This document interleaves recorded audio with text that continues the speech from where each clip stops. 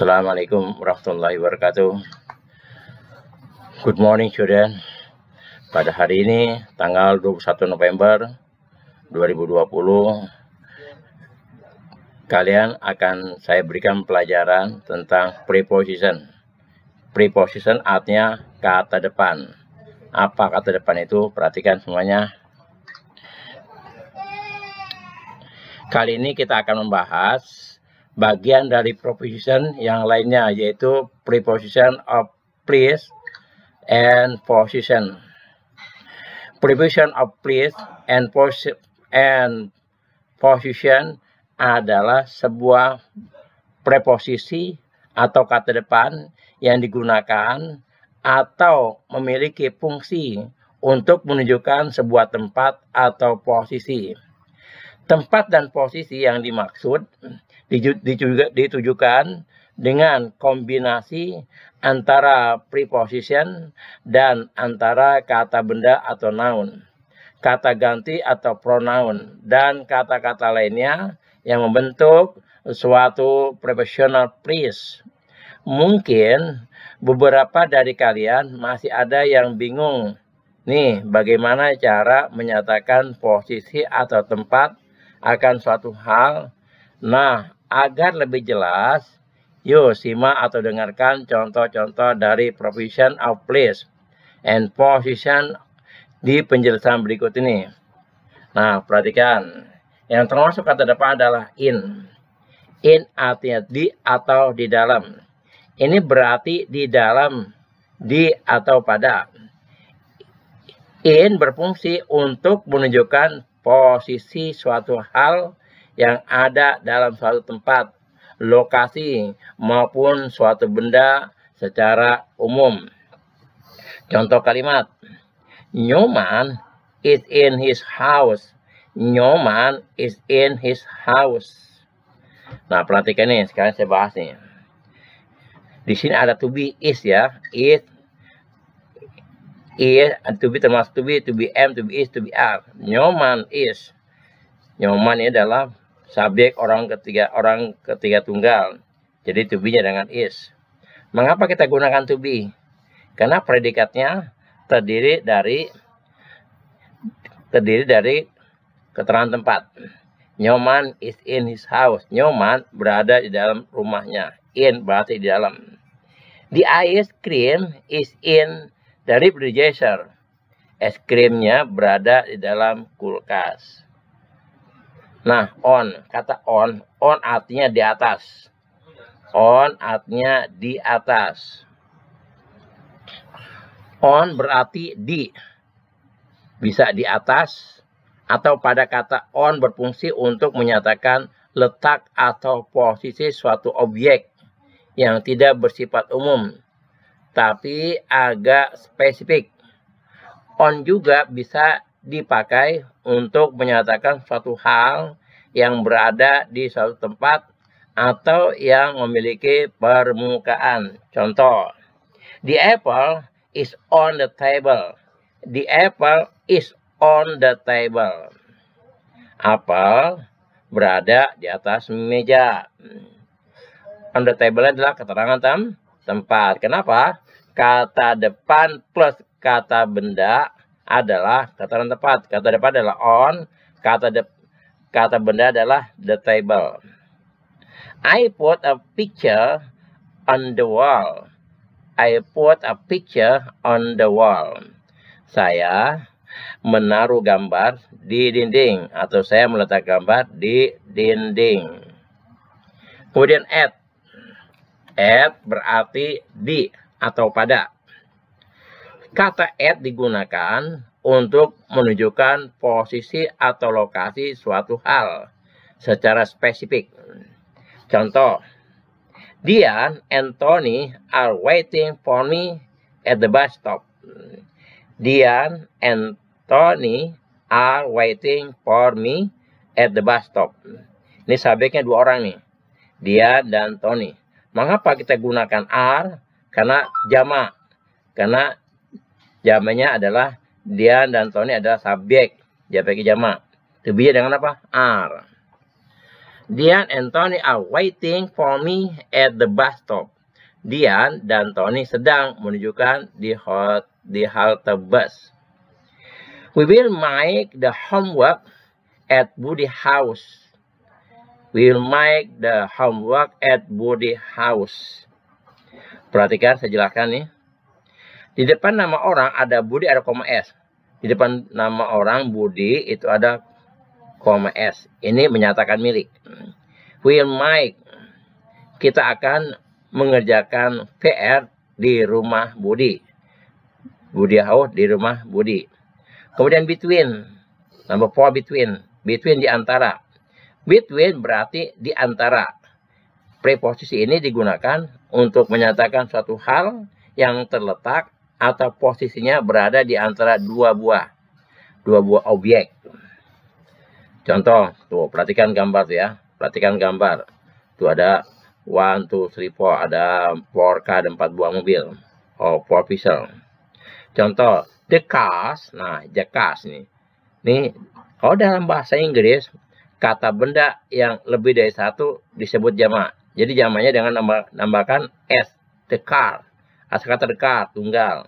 The cars, ini ada S jamak. The cars are between the truck and the bus. The cars are between the truck and the bus. Mobil-mobil berada di antara truk dan bus. Then, my house is located between the church and the temple. My house is located between the church and the temple. Rumah saya terletak di antara gereja dan candi. Kemudian number 5 behind. Ini kita bisa baca behind. Mengapa dibaca B? Karena kalau E dibaca I. Jadi B bertemu E jadi I, B. Kemudian hind. Mengapa hind? Karena I dibaca I. Jadi H, huruf H bertemu dengan I jadi high. Jadi behind, di belakang. Dalam bahasa Indonesia, behind berarti di belakang. Kata depan ini dipakai untuk menunjukkan letak suatu hal yang berada di belakang sebuah objek.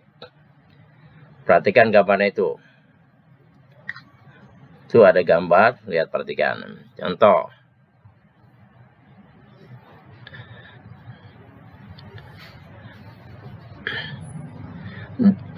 Contoh, the traditional market is located behind the hospital. The traditional market is located behind the hospital. Ya, perhatikan. Pasar tradisional terletak di belakang rumah sakit. My bedroom is behind my bedroom. My bedroom is behind my bedroom. Kamar mandi saya berada di belakang kamar tidur saya.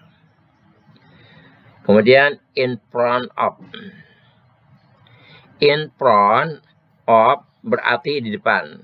Kata in front of, kata in front of berfungsi untuk menyatakan posisi atau letak suatu hal yang berada di depan suatu objek.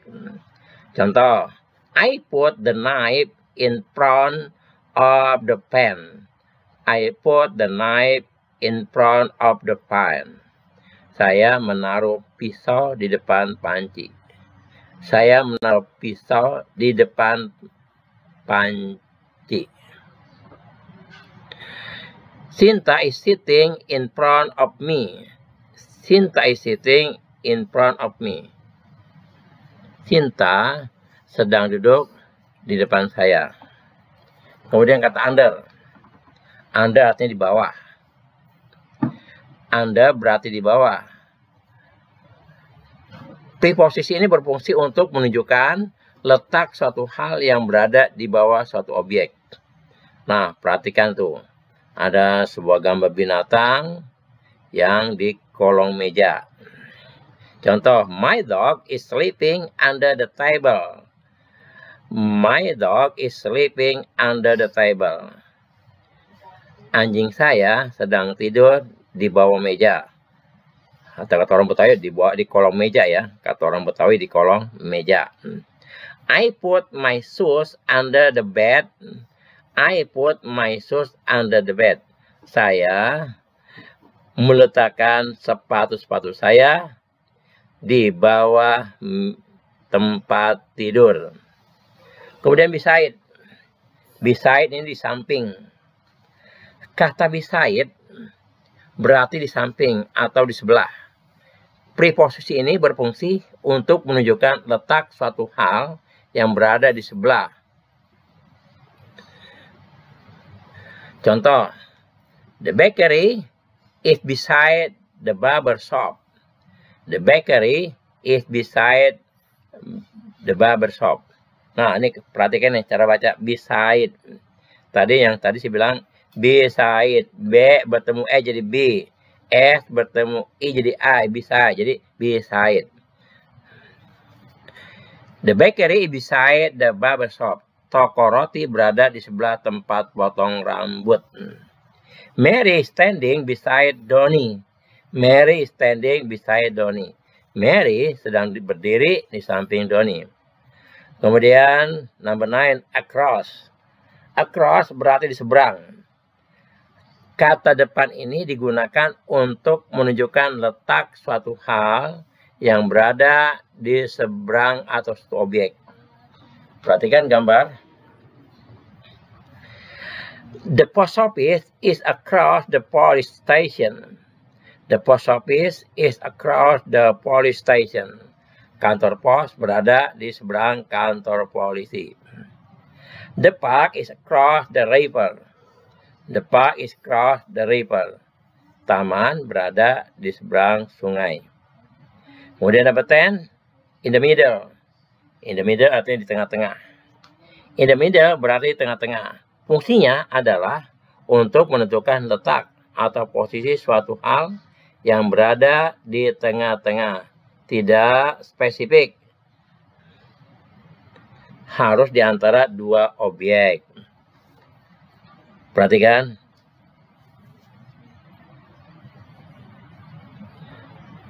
Contoh perhatikan. The hospital is located in the middle of the city.